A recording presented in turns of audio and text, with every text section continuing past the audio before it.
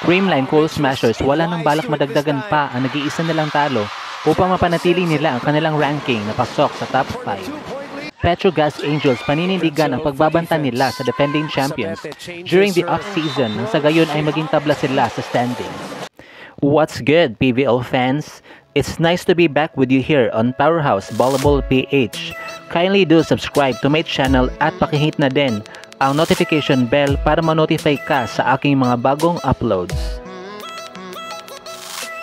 Para sa ating main event ngayong araw na ito, April 6, 2024, in preliminaries, Creamline Coal Smashers and Petrogas Angels will go head-to-head.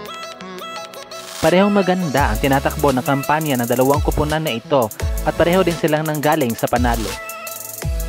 Una na nga dyan itong Petrogas Angels na hindi sinanto ang rookie team na hindi man lang nakaabot ng 20 plus points ang naging scores dahil pinatuba kaagad sila in straight sets, 25-11, 25-19, and 25-14. Tinanghal na player of the game si Brooke Van Sickle na nakapag-chip in ng 19 points with 15 attacks, 1 block, and 3 aces. Habang itong Creamline naman ay muntik na talagang malagay sa alanganin sa kamay ng Signal na muntik na silang walisin. Pero nakabalik pa sa laro ang Coal Smashers at naipanalo ang matchup over HD Spikers in a come-from-behind 5-setter victory, 28-26, 25-22, 22-25, 21-25, and 14-16. Inanunsyo bilang player of the game si Tots Carlos with a career-high 38 points off from 35 attacks and 3 blocks.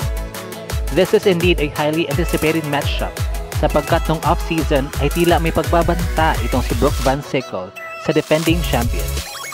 Kaya naman talagang inaabangan ang kanyang performance kontra sa CCS, lalo na ang kanyang pakikipagtapatan sa Darna ng Philippine Volleyball na si Gemma Galanza.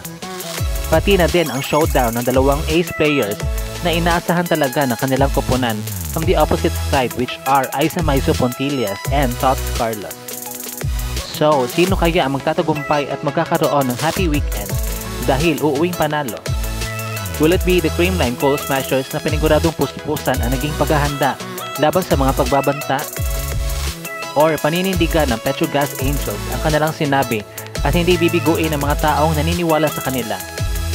That's why abangan na lang talaga natin ang kanilang dikdikan, bakbakan at puksaan. Mamaya na po yan at exactly 6 PM. At dito na nga po nagtatapos ang ating video. Thank you so much for watching.